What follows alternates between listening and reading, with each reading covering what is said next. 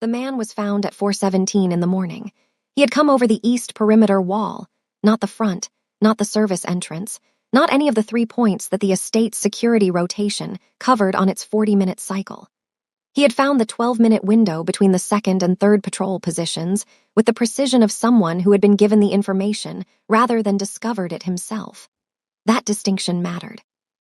You did not find a 12-minute gap in Kang Seung-il's security through patience. You found it through someone who already knew where it was. He was halfway across the rear garden when Park Jun-seo's secondary camera caught him. A motion sensor upgrade installed 18 months ago after a situation in Busan that had recalibrated the estate's entire outer security philosophy. The camera fed to a monitor in the security office. The monitor was always staffed between midnight and 6. Park had the footage on his phone in 40 seconds. Kang was informed in under 2 minutes. He arrived in the garden in the dark with his hair loose and a jacket thrown over the open-collar shirt he'd fallen asleep in at the study desk. And he was not fully awake, but he was entirely present. The particular alertness that years of situations where the difference between the two could be measured in consequences had installed in him permanently, below the threshold of choice. 2 of his men had the intruder against the garden wall, near the plum trees. Kang looked at the trees for exactly 1 second, the same trees, the same garden, the bench against the south wall, and then he looked at the man, mid-20s, outer ring operative. The rank you deploy when you want intelligence gathered rather than damage done. He carried no licensed weapon. He had a phone, a compact camera, and the specific expression of someone who had just understood that the parameters of his assignment had collapsed around him. Kang crossed the garden to him. He took the man's jacket collar in one hand, his tattooed fingers closing on the fabric, and he pulled him off the wall and walked him 3 steps into the open, and he asked one question, very quietly. The garden absorbed the sound of it the way the garden absorbed everything, the rain when it came, the gravel raking, the conversations that happened against the south wall bench that should have been private and weren't. The man answered. Park was already moving for the phone when the intruder's device hit the gravel, dropped, not thrown, and slid face up in the dark with the screen still lit. The photograph on the screen had been taken through the estate's rear garden fence. Telephoto lens, image compressed and clear. A small boy in a navy blue canvas jacket, standing at the kitchen window with a crayon in his hand, looking out at the plum trees, Minyi. Yesterday afternoon. Inside the perimeter. Photographed from the outside of it. Kang crouched and looked at the photograph on the ground without picking it up. He looked at his son's face on a stranger's phone in the dark, and something moved through him that had no name in the vocabulary he'd spent his adult life building, because that vocabulary had been constructed for situations nothing like this one. He stood. "Take him," he said to Park. He walked back into the house. He went to the secured wing. He stood outside the door for exactly as long as it took to decide that last night's hesitation was no longer a luxury he could afford, and then he knocked. 3 times, knuckle of his first finger, even silence, then movement, then her voice lower than its usual register, carrying the incomplete thickness of someone pulled from the shallow end of a mother's sleep. "Who is it?" Me, a silence that contained a decision. The sound of the lock, she opened the door. Plain dark sleep shirt, loose trousers, her short natural coils pressed on one side from the pillow. Her arms were crossed, against the cold corridor air, against the 4:17 in the morning, against the specific alertness that had entered her face the moment she registered something in his expression that he hadn't managed to clear before she saw it. She read him the way she had learned to read this house, by what was absent rather than what was present, the absence of his usual control, the tight line of his jaw. What happened? Someone came over the east wall. He had a photograph of Minyi. She stepped back from the door. He came in. The room held the specific quiet of a space where a child is sleeping, every surface managed, every sound considered. The string lights above the window on their lowest setting, casting amber dots across the ceiling. The woven throw on the bed where Minyi was curled in the deep unconscious sleep that belongs only to small children and people who have nothing left to hide. Kang looked at the boy, the round face, the loose grip on the throw's edge. The complete trust of a sleeping 4-year-old who had no concept of the photograph on a stranger's phone or the man who had been sent to take it. He looked away. Jessica was at the small table, both hands flat on the surface. Waiting. Kang sat across from her. He set his phone between them and turned it so the photograph faced her. She looked at it. Her jaw set, the single visible fracture in her composure. She was looking at her son's face taken without permission from beyond a wall she had structured her entire life around treating as solid. She was looking at the evidence that the architecture of his safety had a gap she hadn't known about and couldn't have closed without knowing. She looked up. How long have they been watching? The photograph is time-stamped yesterday at 2:47. That's what we have. There may be others we haven't found. She looked back at the photograph. Her right hand pressed harder against the table's surface. The school route. They weren't just mapping the route. No. Across the room, Minnie made a small sound and shifted under the throw. Both of them went completely still until he settled. That shared stillness, two people who had never shared anything openly, both of them holding the same breath for the same small boy, settled between them without either of them acknowledging what it was. Jessica got up. She went to the kitchen unit in the corner and filled the small kettle and set it on and stood with her back to him while the element heated. He waited. He had learned in the past 24 hours that trying to move Jessica Monroe at any pace other than her own produced less than waiting, and he was a man who had learned most of his important lessons by testing their opposite first. The kettle reached temperature. She came back with 2 cups of barley tea and set his down with the automatic calibration of someone who has memorized the temperature preferences of everyone who matters to them, which she would not have admitted to and which he noticed without comment. She wrapped both hands around her own cup. She looked at him. Need to hear it from you, he said. The night in Seongbukdong, your version from where it started. She looked at the steam rising from her cup. Why?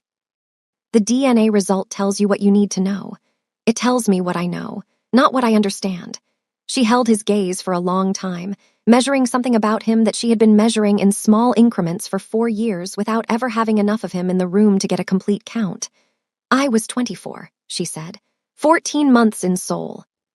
The program was good, but the city hadn't decided about me yet, the way cities take time to decide about you, whether you belong or whether you're just passing through on someone else's terms. She looked at the window, the dark outside it, the faint amber of the string lights reflected in the glass. A professor I liked invited a small group to a dinner, said it was good to know people across different worlds. You were there. I remember. You talked to me for 2 hours. Across the table at first, then at the side of the room when the dinner moved into drinks. She turned her cup between her palms slowly.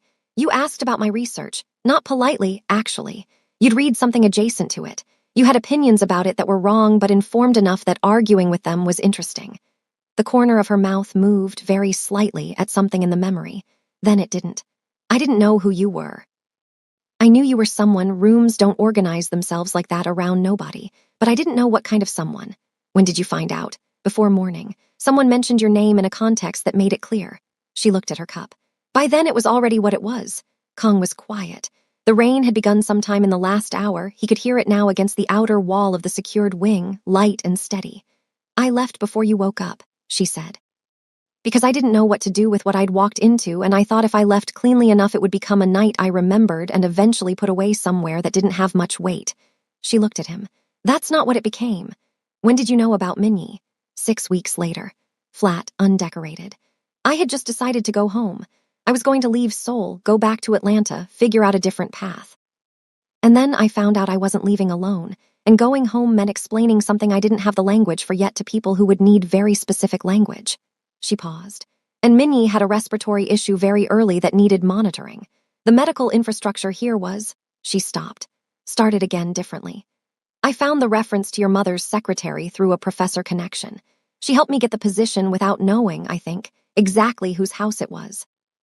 Or knowing and deciding not to tell me until I'd already said yes. And when you arrived, when I arrived, I knew whose house it was. She looked at him steadily. And I made a decision that he would grow up safe and healthy and that I would work here long enough to stabilize his care and save what I needed to save. And then I would leave before he was old enough to understand what the house around him meant. She set her cup down. I had about 8 more months before the questions would start coming that I couldn't answer from inside these walls. Kong looked at her. He looked at the 4 years compressed into that account. The calculation, the endurance, the specific intelligence of a woman who had built a survival architecture inside the most dangerous private household in Seoul using nothing except her own stillness, and the knowledge that the most powerful man in the building had a blind spot that was shaped exactly like her. He looked at the intake photograph in his memory, 3 weeks postpartum, already composed, already planning. You were going to leave with him, he said. Yes, without telling me. She held his gaze without apology. He's my son. He's mine too. she said quietly. He is! Rain was steady against the outer wall. The string lights hummed their barely audible electrical frequency. Minyi slept with one arm above his head, completely untroubled by the conversation happening 8 feet away from him that was, in every meaningful sense, about the entire shape of his life. Need to move him, Kong said. Out of Seoul.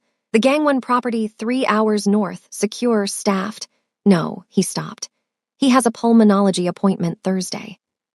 She said it the way she said everything that was non-negotiable, not with force, just with the absolute structural certainty of someone who has already decided and is informing rather than negotiating. Dr. Shin at the Mapo clinic. She's been his doctor since he was 4 months old. His full history is there. His baseline, his inflammation markers, his medication review schedule. I am not disrupting that continuity. Jessica. They photographed him from inside 40 meters of where he was standing. I know what distance they were at. The steadiness in her voice had an edge under it now, not anger, something older and more specifically earned. The particular authority of a woman who has been the sole medical decision-maker for a child's respiratory health for 4 years, and is not prepared to have that overridden by someone who arrived at the conversation 48 hours ago. His lung function has been borderline for 3 weeks. Dr. Shin needs to see him Thursday or the medication review slides another month, and I won't trade his health for a location change that treats the symptom instead of the source. She looked at him. You're the most feared syndicate head in this city. Handle the source. Something moved through Kong's expression, not quite a smile, occupying the same territory. The specific thing that happens when a man who has spent his life being the most capable person in every room encounters someone who has assessed that capacity accurately and is now holding him to it. Thursday, he said. Thursday, she confirmed. He stood. He picked up his phone. He moved to the door and then he stopped with one hand on the frame, his back to her, the ink on his hand catching the low ambient light of the room. The photograph, he said. On his phone. Already deleted, he said, before she could ask. The moment Park picked it up, he left. She sat at the table with her cooling tea and the sound of the rain and her son's breathing and the specific sensation of having held her ground with Kang Seung-il and watched him let her, which was not the same as winning and was not the same as losing and was something she did not have a precise word for yet. That room at 4 a.m. was not about a school appointment. That was the first time Jessica held her ground and Kang stepped back and let the ground be hers. Remember that. Because Thursday is coming and Yuna's 3 words are already moving through the city. The morning arrived gray and considered, the overnight rain still in the air without falling, the estate's gravel darkened and packed, the plum trees in the garden dripping steadily onto the stone paths below them. Kang was in the kitchen at 6. Minyi came downstairs at 6:12, carrying his crayons in the organized stack that represented his taxonomy system, not the standard color wheel, something more internally logical that he had developed independently, and that he had explained to Mrs. O once at length, who had received the explanation with complete seriousness and incorporated it into her understanding of the household's operating requirements. He climbed onto his stool. He arranged his crayons. He began drawing on a piece of paper he'd brought from upstairs, his tongue pressed between his teeth, his new jacket. The replacement had arrived the previous morning, same navy, same cut, functioning zipper, zipped halfway up because halfway was where it got difficult and he hadn't asked for help yet. Kang sat on the stool beside him. Not across beside. At the same counter, at the same height, on the same side of the problem, Minyi looked up. Assessed him with the direct, uncalculated attention of a child who had not yet developed the social machinery for performing indifference. Then he went back to his drawing. Your zipper, Kang said. Minyi looked down at it. He had been aware of it all morning. It's stuck. Kang reached over and worked the small fabric catch free. The pull mechanism had snagged on a loop of thread at the edge and moved it to the top in one motion. Minyi examined the completed zipper. He looked at Kang. He looked at the zipper again. He appeared to be running some internal assessment. Thank you, he said, with the formal gravity of a child who had been taught that courtesy was not optional. What are you drawing? Kang said. Minyi turned the paper. A house, 4 walls, triangular roof, centered door. In front of it, 3 figures. The left figure had close-cropped round hair. The middle figure, smallest, had circular coils. The right figure was taller than the middle one, with long straight lines for hair, and Kang looked more carefully, thin crayon lines beneath the left eye. And the hands. Both of the right figure's hands were covered in dense blue cross-hatching, applied with the committed thoroughness of a 4-year-old who had looked carefully at something and reproduced what he saw. Kang looked at the hands on the drawing. He looked at his own hands on the counter. He looked at Minnie. Minnie was looking back at him, waiting for a response to the drawing the way you wait for a response to something you've put real effort into. "Who's that one?" Kong said. He pointed at the right figure. "Man from the corridor," Minnie said. "The one with the marks." He pointed at the thin lines beneath the figure's left eye. "I tried to do the marks, but they're hard." "You did well," Kong said. Minnie considered this assessment. "The hands were easier," he said. "Blue is easy." He went back to his crayons, satisfied. Kong sat on the stool in the estate kitchen with a crayon drawing of himself, standing in front of a house with Jessica and Minnie. And he was still for a long time in the way that men are still when something has arrived that they don't have a response prepared for. Mrs. O appeared at 6:50.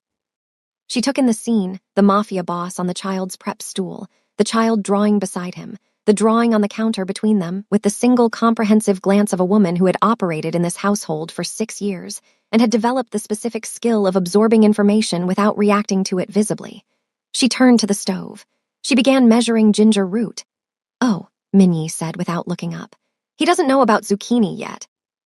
O turned from the stove and looked at Kong with the evaluative directness she applied to all new variables in her kitchen's ecosystem. "Do you eat vegetables?"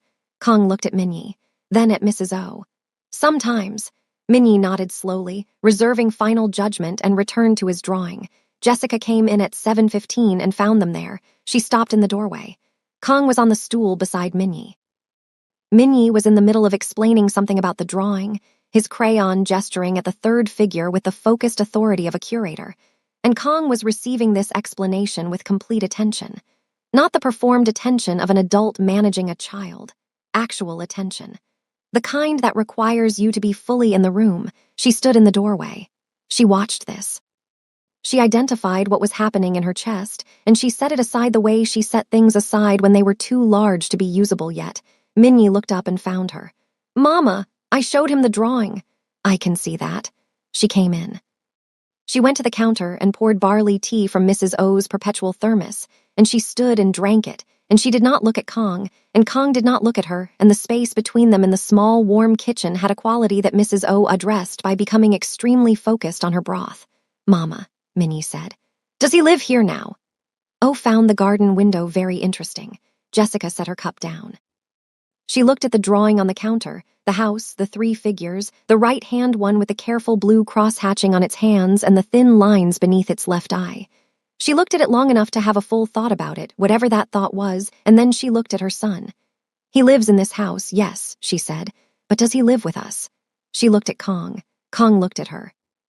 The question moved between them in the warm kitchen air like something being carried across a distance that was shorter than it had been yesterday and was still not short. "We're figuring that out," she said. Minnie received this answer with the philosophical equanimity that was either inherited or absorbed, nodded once, and returned to his crayon organization. Kong picked up his coffee. Jessica picked up her tea. In the 4 feet of kitchen counter between them, with one 4-year-old arranging crayons by his private taxonomy, and Mrs. O's ginger broth doing what it always did, filling the house with the smell of something continuous, and unconcerned with the weight of the people moving through it, something was being constructed. Neither of them would have named it. Both of them could feel it taking shape. 2 days passed with the quality of days that are outwardly unremarkable and internally seismic. Kong came to the kitchen every morning before the house was fully awake, not by arrangement, by the specific logic of a man who had identified the hour when his son was most himself and had decided without discussion that he would be present for it. Minnie showed him all the drawings. Not just the house, all of them, pulled from the desk stack in curatorial order, laid on the counter one at a time, each one explained in full.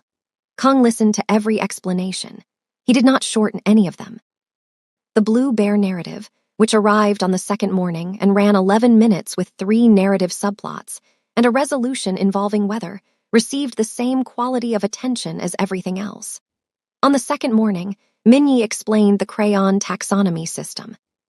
Kong listened to the full system, including the section on why blue occupied the primary organizational position, which was explained with the internal consistency of someone who had thought deeply about first principles and arrived at conclusions that were entirely his own.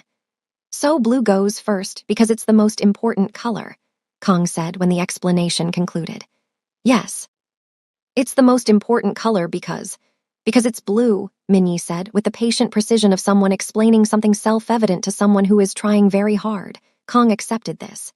Yes, he said. I see. Minnie looked at him. You can borrow one if you need to draw something. Let you know, Kong said. Minnie went back to his work, satisfied. Jessica watched these mornings from the doorway sometimes from the counter with her barley tea. Sometimes she was not in the kitchen at all. She sat upstairs in the secured room with her book open and read 3 pages, and put it down and looked at the ceiling and thought about things she had told herself she would think about after Thursday. She kept Thursday as a wall between herself and certain thoughts, and the wall was holding, but it was not solid. On the second evening, Kong knocked again. Not the hesitation of the first night, a knock, even waiting. She opened the door. He inclined his head toward the small sitting area at the corridor's end, 2 chairs, a low table, a space that had never been used for anything except existing between 2 more purposeful areas. She looked at it. She came out. He had brought her tea from Mrs. O's thermos. He had gotten the temperature slightly wrong close, but not quite the specific temperature that only Minnie could locate exactly. She held the cup without mentioning it. He noticed she didn't mention it. Park Syndicate's outer circle, he said. The members who actioned the school route surveillance have been redirected, permanently. The inner circle, working on it. She looked at the low table between them. The corridor was quiet and dim, the estate's night lighting casting a low amber warmth along the walls. Somewhere in the wing behind her, the faint electrical hum of the string lights. The rain had returned, softer tonight, almost inaudible, more a presence than a sound. Yuna, she said. Her family has been informed. The engagement dissolution is formalized. Her operational access to anything connected to my network has been closed. That's not what I'm asking about. He looked at her. I know. Made a phone call from the hotel. Jessica looked at her cup, not avoiding thinking. The distinction was visible if you knew how to look, and he was learning. Whatever she said on that call is already somewhere it can do damage. What was it? He was quiet for a moment. Rain moved against the outer wall, light, consistent, patient. She gave them the medical facility, he said. The Mapo Clinic, Dr. Shin's name, Minnie's appointment schedule. Jessica's hands on the cup went absolutely still. Thursday, she said. Yes, she looked at him. Something in her face was not composed, not broken, but stripped of the layer she wore in public spaces.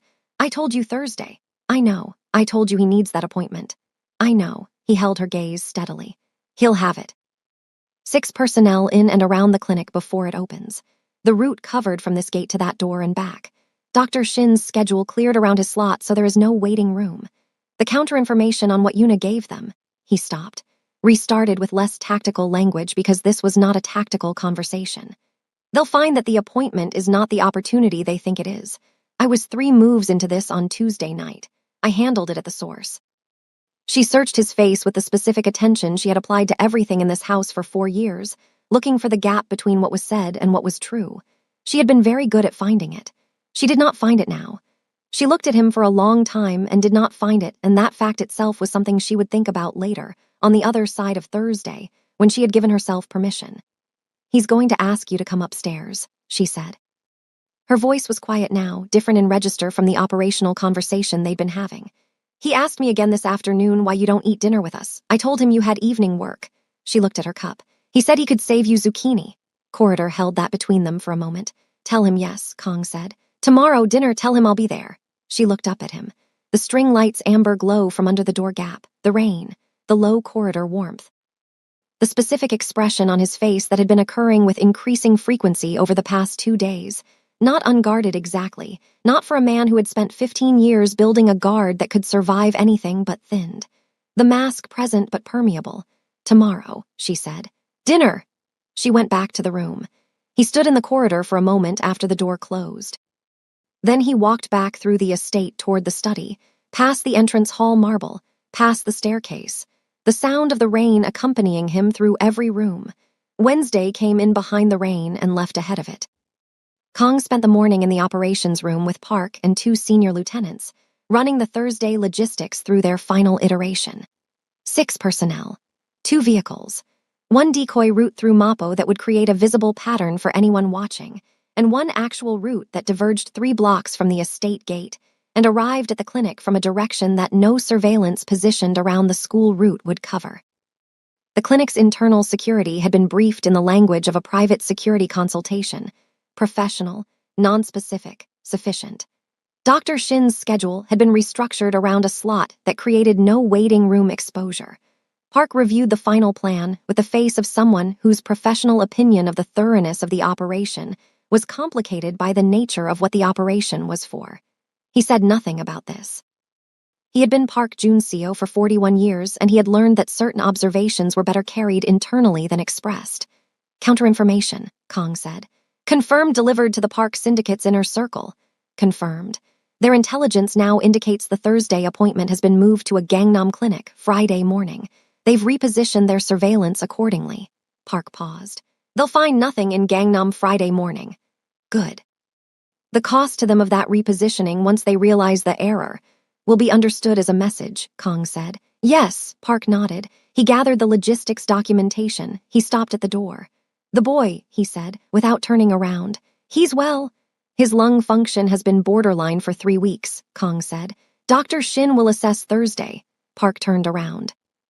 He looked at Kong with the expression of someone who has served a person for 9 years and is witnessing something in that person that he has never witnessed before and finds, unexpectedly, that he has been waiting for it.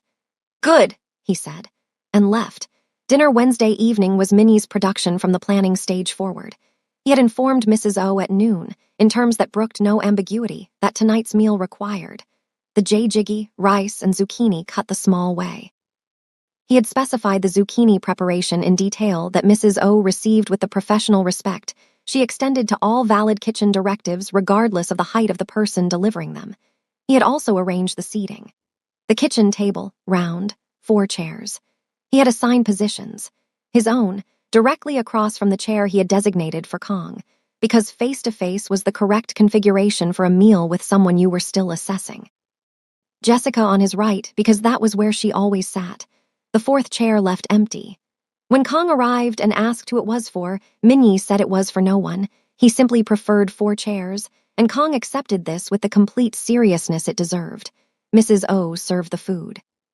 She brought everything to the table and poured the tea, and returned to her side of the kitchen, and wiped a surface that required no wiping, which was her way of being present without intruding, which was a skill that had taken 40 years to perfect, and which the people in this house relied on without knowing that they relied on it.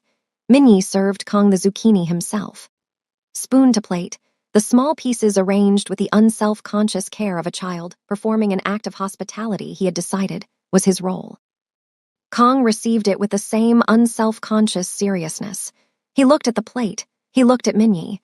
He picked up his spoon, left hand. Minnie always ate with his left hand. He had always eaten with his left hand.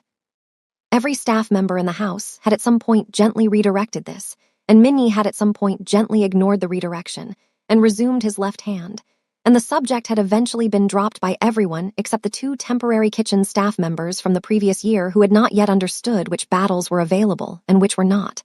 Kong picked up his spoon in his left hand. He ate, Jessica noticed. She looked at her jjigae. She picked up her own spoon and kept her eyes on her bowl, and she did not say anything, and the particular quality of her not saying anything contained more than most things she could have said. Minnie talked through most of dinner. The Blue Bear narrative had developed since the 11-minute version from 2 mornings ago.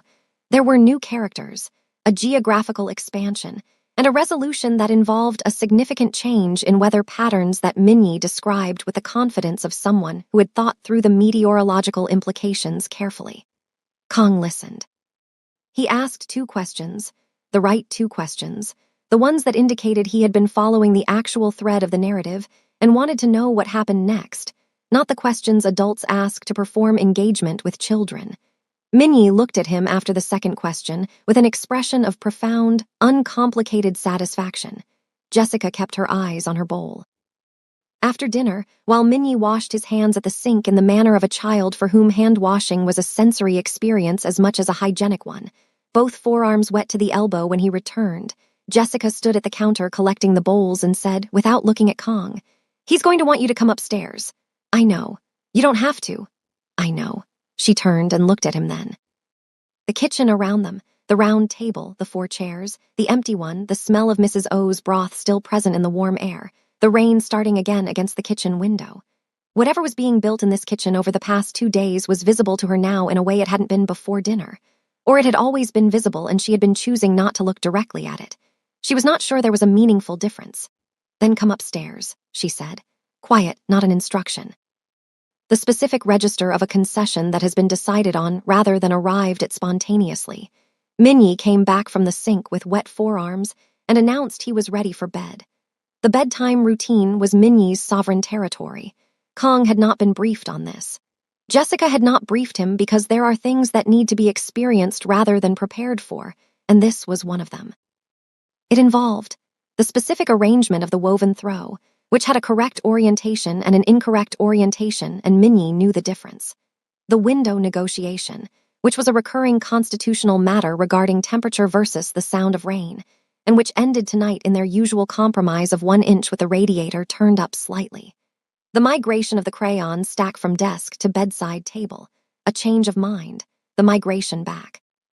And the reading of exactly 2 pages from a book whose main character, Minyi, referred to by a name he had assigned that bore no relation to the name in the text, which Jessica had stopped correcting sometime around Minyi's 3rd birthday on the grounds that his name for the character was, if not more accurate, at least more consistent. Kong sat on the chair by the desk through all of it. He did not comment on the throw arrangement. He did not weigh in on the window negotiation. He did not question the crayon migration or the counter-migration. He sat in the chair, and he was there in the way that matters, not performing presence, not waiting for it to be over, simply occupying the room with his full weight, while a 4-year-old went through the exact ritual he needed to go through in order to feel that the night was correctly organized around him. When Minyi was finally in the bed with the throw arranged and the window at 1 inch and the crayons back on the desk, he looked at Kong from the pillow. "Will you come tomorrow?" he said. Kong looked at the round face, the dark eyes, the tight natural coils against the pillow, the jaw that was his jaw, softer and younger, carrying none of the years. The directness of a child who has not yet learned to be indirect about wanting things, who asks for what he wants because it has not yet occurred to him that asking might cost something. "Yes," Kong said. "Breakfast." "Dinner." Minyi looked at this information. He was running it against something internal. Then he said, "Okay," turned on his side, pulled the throw to his chin, and closed his eyes with the decisive abruptness of a child for whom sleep was the next item on the agenda, and he was ready to begin. Kong stood. He looked at Minyi for a moment that was longer than necessary, and that he didn't shorten. Jessica was at the door. He came to the doorway and she reached past him, close, the nearest they had been in any context that wasn't a conversation. The sleeve of her dark blouse at the edge of his peripheral vision, and she turned the string lights to their low setting and pulled the door to its customary not-quite-closed position. They stood in the corridor. The amber glow through the door gap, the rain, the quiet of the wing at this hour. Kong, just his name, he waited. "Whatever this is." She looked at the almost closed door rather than at him, the string light glow. "Between us, whatever this is, that's been happening the last 2 days. She stopped. She looked at her hand resting on the doorframe. "I need Thursday to be on the other side of us first. I need to know he walked in and out of that clinic and came home and is fine. And then," she stopped again on the "and then." Left it structurally unfinished the way she had left it last night, the way it needed to be left because finishing it was the thing that came after Thursday, not before. "Then," he said. She looked at him. Not past him this time, not managing the angle of the eye contact. At him. Directly, in the low amber light of the corridor with the rain outside and her son's string lights coming through the gap in the door. "Then," she said, and went back inside. He stood in the corridor for a long time. The door almost closed. The amber glow. The rain. He stood there until the quality of the silence on the other side of the door shifted from the silence of someone still near the door to the silence of someone who had moved away from it. Then he walked back through the estate, through the rooms he had lived in for 11 years, past the marble of the entrance hall where 3 days ago a small boy had stood with a worn bag in both hands, and he went to his study and he sat at the desk, and he did not open any of the files waiting for his attention. He thought about then. Thursday. The morning arrived clear. The rain had cleaned the air overnight, and the city outside the estate walls had the specific sharpness that follows 2 days of rain. Every building edge defined, the sky a pale and considered blue, the gravel in the front drive still dark and packed underfoot. Kong was in the kitchen at 6. He had slept 3 hours. He felt entirely awake. Minyi came downstairs at 6:09, earlier than usual, already in his jacket with a zipper done correctly, his crayons organized, a specific drawing rolled under his arm that he had decided last night was coming to the appointment. He climbed onto his stool. He looked at Kong. "Today is Thursday," he said. "Yes, I have to see Dr. Shin." I know, we're going together. Minnie looked at this. Are you scared of doctors? Some people are. He said this without judgment, as a piece of information he was making available. It's okay if you are. Dr. Shin is nice. Keep that in mind, Kong said. Minnie nodded and began arranging his crayons, satisfied that the relevant information had been communicated. Mrs. O arrived at 6:30 and made rice and a soft egg dish that Minnie liked on appointment mornings. Something about the texture of it, some comfort food logic that was his own. And she set it on the table and poured the tea at the correct temperatures for each person, the thermos having become in the last 2 days a document of everyone's preference. And she went back to her side of the kitchen. Jessica came in at 7. She was dressed, dark trousers, plain blouse, her coat folded over her arm. Her composure was fully in place, the armor she wore for things that required all of her. She looked at the table. She looked at the 3 cups of tea. She sat down. She ate. Minnie explained the drawing to Kong while eating, which required the management of a spoon in the left hand and a rolled piece of paper in the other, both objectives pursued with equal commitment. Jessica ate her rice and drank her tea and occasionally looked at the two of them across the table with the expression she kept specifically for Minnie and had apparently, without having decided to, begun extending partial access to someone else. Park appeared at the kitchen door at 8:15. He was careful with his face in front of Minnie. Everything is in position, he said, to Kong, quiet. The clinic is covered. The route is covered. The counterintelligence on the syndicate's information has been confirmed received. He stopped. They're looking in Gangnam. Kong nodded. Minnie looked at Park. Are you coming? Park said. Minnie considered Park with the frank evaluative gaze he applied to all new permanent variables. Okay, he said and went back to his egg. They left the estate at 9:15 into the clear post-rain morning, 2 vehicles. Minnie in the back with Jessica, the rolled drawing on his lap. Kong in the front, Park driving. The city moved outside the windows. Delivery trucks on the morning routes. School children at the crosswalks in their coats. The ordinary dense life of 11 million people pursuing their Thursday with no awareness of the invisible operational structure, moving through it on behalf of one small boy in a navy jacket. Minnie pressed his palm flat against the window when they entered the tunnel beneath the river. The lights along the tunnel's ceiling moved in sequence past his hand. They go fast, he said. Yes, Jessica said. Do they stay fast? They get slow again after the tunnel ends. He watched them until they emerged into the morning city and the walls slowed and the river appeared briefly to the left before the road curved away from it. He was satisfied. He went back to his drawing. Kong watched this in the rearview mirror, the small hand coming down from the glass, the tunnel light that had moved across his face, briefly illuminating the round cheek, the dark eye, the tight coils. Jessica beside him, her coat in her lap, her hand near his on the seat without touching it. She was looking out her own window at the city. Her profile in the morning light, the high cheekbone, the jaw line, the short natural coils at her temple. He looked back at the road. Park drove. The Mapo Clinic was a clean, modern building, pale stone, high windows, the specific atmosphere of a medical practice that had been calibrated over years to communicate reliability without sterility. The lobby had a low ceiling and good light, and chairs at a child-appropriate height along one wall and a fish tank in the corner that Minnie went directly to before anything else was processed. He stood in front of the fish tank with his drawing under his arm and his hands pressed to the glass, and he looked at the fish with the focused attention he applied to anything worth understanding. That one's the fastest, he told Kong, who had come to stand beside him. He pointed at a small blue fish moving in short, decisive arcs along the tank's edge. Do you know? Because it doesn't stop, Minnie said. The ones that don't stop are always the fastest. Kong looked at the blue fish. He thought about this.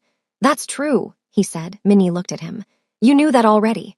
I'm learning it from you, Kong said. Minnie accepted this with the equanimity of someone for whom being a source of useful information was a natural state and turned back to the fish. Jessica, at the reception desk, did not see this exchange. She heard it. She kept her eyes on the form in front of her and wrote Minnie's date of birth in the appropriate box with the careful handwriting she used for medical documents, and she did not look over at the fish tank. Dr. Shin was a woman in her mid-50s with reading glasses and the specifically unhurried quality of someone who had been treating children's lungs long enough to understand that the parent in the room was always the secondary patient, and that the secondary patient often required more careful management than the primary one. She looked at Kong when they came into the examination room. She looked at Jessica. She looked at the drawing Minnie was carrying. She said nothing about any of it. She put the drawing on the examination table beside her equipment and left it there for the duration of the appointment, which Minnie clearly registered as the correct decision. The examination took 38 minutes. Spirometry, peak flow, baseline comparison against the last 4 visits charted in Minnie's file, medication review. Dr. Shin spoke to Jessica in the efficient low language of 2 people who had been having this conversation for 4 years and had developed a shared vocabulary for it. The shorthand of ongoing care, of watching the same small set of numbers move up and down over months and seasons, and knowing together what each movement meant. Kong sat in the chair in the corner and was completely still and entirely out of the way, which was the precise correct thing to be. He watched Minnie on the examination table, the small chest rising and falling on instruction, the serious face during the spirometry, the way he held the mouthpiece with both hands. He watched Jessica listening to Dr. Shin with the focused attention of someone for whom these numbers represented the sum total of what she could control in a situation where too much was uncontrollable. At the end, Dr. Shin looked at her chart. She looked at the numbers. She set her pen down. His baseline is better than last month, she said. The inflammation markers have dropped not dramatically, but consistently, which is more meaningful than a single drop would be. His peak flow is up 4%. She looked at Jessica. Whatever has changed in the last 3 weeks, keep doing it. Jessica looked at Minnie on the table, pulling his jacket back on with total independent confidence. I haven't changed his medication. I didn't say the medication, Dr. Shin said. She looked at Kong in the corner chair. She looked at Minnie.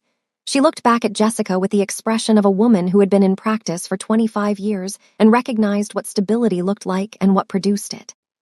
Keep doing it, she said, and wrote something in the chart. They came out of the clinic at 11:49 into the clear morning. The city was going about its business on the other side of Thursday. The pavement dry from 2 days of rain, the air with that washed quality, the street outside the clinic ordinary in the way of streets that have no idea they were the site of something that mattered. Minnie walked down the clinic steps between Kong and Jessica. He had the drawing tucked under his arm. Dr. Shin had returned it after the appointment with the endorsement of a woman who recognized important documentation. His jacket was zipped correctly. His prescription was updated. His baseline was better than last month. He reached up, not for Jessica, not for Kong. He reached up between them, his small hand moving into the space between the 2 adults, one on each side, and he took one of each. Jessica's left hand, Kong's right hand. The ink of his knuckle tattoos against Minnie's small warm palm. He walked down the remaining clinic steps between them, holding both. Jessica looked straight ahead at the morning street. Kong looked straight ahead at the morning street. The city moved around them, the delivery trucks, the school children now on lunch break, the ordinary dense life of the city. Neither of them said anything. Neither of them let go. Park, half a step behind them, looked at the 3 figures descending the clinic steps. He looked at the small hand between the 2 larger ones. He looked at the morning sky above the Mapo rooftops, pale blue, decided, the rain entirely gone. He looked at his phone. He sent one message to the operations room, Thursday complete.